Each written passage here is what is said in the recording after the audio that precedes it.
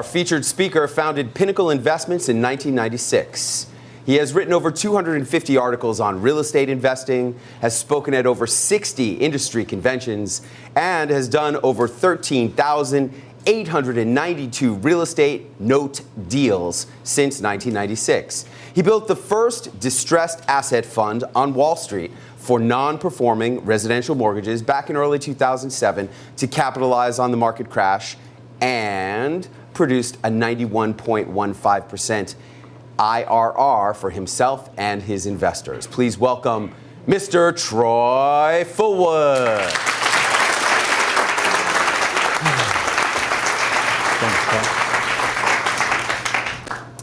Well, thank you, Harvard. $10.2 trillion. That's the amount of mortgages in the banking system and the U.S. federal system. Now, to give you an idea, we throw that number around. You know, the U.S. debt is $20 trillion. And we know that it's going up, it's going down, depending upon who you listen to and what you listen to. But to give you an idea of what $1 trillion is, if the person sitting next to you gave you $1 for every second, it would take 31,892 years. 31,000 years. 31,000 years for that person to pay you $1 trillion if they gave you $1 every second. So if you're going to do that, you want to start when you're about 89, because the average life is like 92.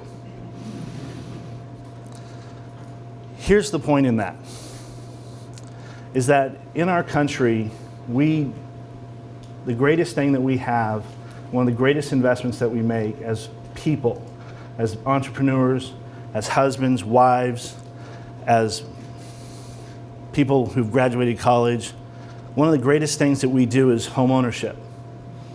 It's one of the largest investments that a family will ever make in their entire lifetime. It is the largest investment. And yet, here in 2008, we went through the greatest recession of all times. Anybody remember that? Okay. Anybody lose a house?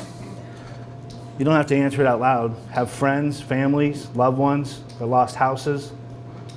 For a lot of reasons. I mean, the list is long and distinguished as to what and why, how things happen. And it's easy to point fingers in a lot of different directions.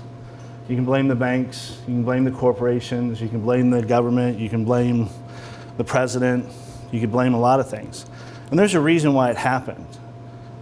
And it's easy to track it and how it happened. I'm not going to spend my time going into that today, because I think what's more important is focusing on the people that it happened to.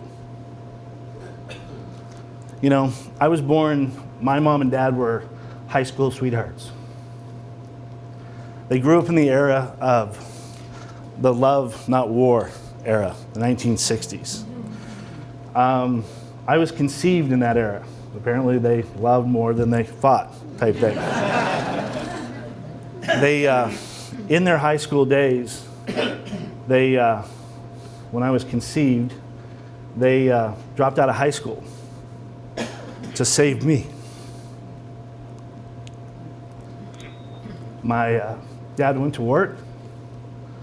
My mom went to work too, and I went to daycare. They didn't have a GED. My mom, a couple years later, my sister was born. My mom went back and got her GED. My mom later on got a college degree. Took her 9 years to squeeze in a 4-year degree, working part-time and going to school part-time. After that, she got 3 more college degrees.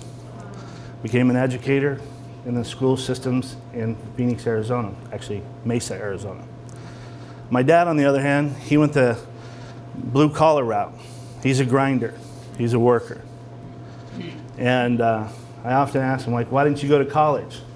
He says, they don't teach common sense in college. I said, well, okay, good point. So I had the best of both worlds. I had a mom who was highly educated, and I had a dad who had amazing work ethics, and he was a grinder and had incredible street smarts. So I was blessed. I had a beautiful younger sister, still do. But the amazing part about it is that we grew up in this, average home, going through life. Dad was in the pool business, digging pools, doing all those things, and we were working hard. And at the end of the day, I remember getting a call from my mom, and she says, "Hey, what are you doing this weekend?" I said, the normal stuff. She says, "Can you help us?" I said, "Help? Yeah, sure. What's up?" She says, "We're moving." I said, "You're moving?" She said, "Yeah, we're out of here." I said, What happened?" She goes, "Well, we lost our house." I said, "You lost your house?" She goes, "Yeah, we had it foreclosed on yesterday, so we have to move today." Now, this is back in 1988. We think about that 2008, this is in the 1988. I was in my early 20s. So I spent that weekend helping them move, packing boxes, loading trucks in the summer sun. And the summer sun in Arizona is not really that much fun. But I remember, more importantly, the look on their face. The look of lost hope. Their disappointment in themselves, not anybody else, just themselves. So I made a point at that moment in my life to never allow that to happen again to my family or to anybody else that I knew. Jump ahead 10 years, got involved in the business of real estate notes and mortgages, buying them on a secondary market. Doing great. Had a lot of successful transactions, making a lot of money, living in an 8,200 square foot house, $900 or 900 bottle wine cellar, all that stuff, all the things dreams are made of. And I remember getting a call one day from a lady whose husband had just lost her job. And she says, "We can't pay our mortgage this month." I said, "Okay, why not?" She says, "Well, my husband lost his job." And it was that moment in life where I had to be true to my commitment. And so I said, "Well, let me think about this." Because when you're on easy street, you don't have those kinds of problems. But when you're called to stand and you're called to be bold in your promises, now that's where the rubber meets the road. Because it's easy to say that you're going to do something, and then the world calls you out. And now you got to really do it. So I called her back a couple days later and I said, "I got this idea." I said, "I'm going to modify your loan. I'm going to change this thing up." I said, "But more importantly, don't worry about your mortgage this month." I said, "More importantly, have your husband get his resume ready, have him go find a new job. Because without a job, not only can he not pay me, he can't maintain his pride, his dignity, and feed his family." So I said, "Go do that.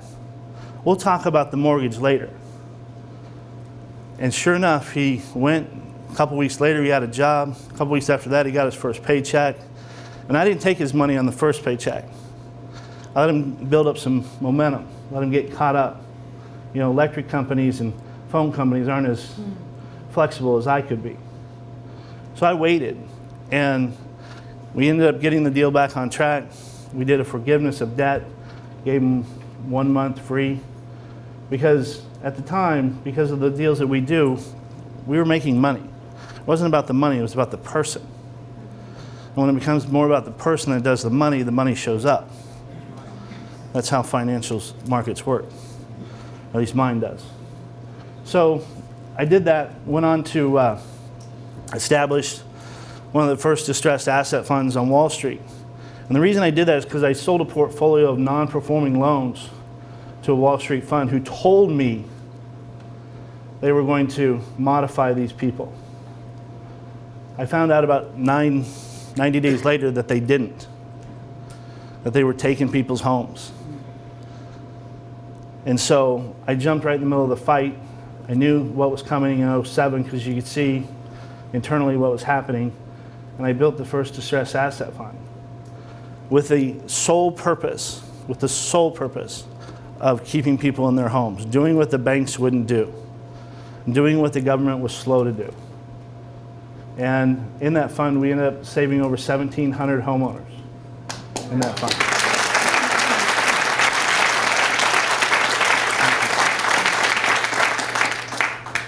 We went forward to, I was in Europe with my daughter. She graduated Florida State. She said, I said, where do you want to do, sweetie?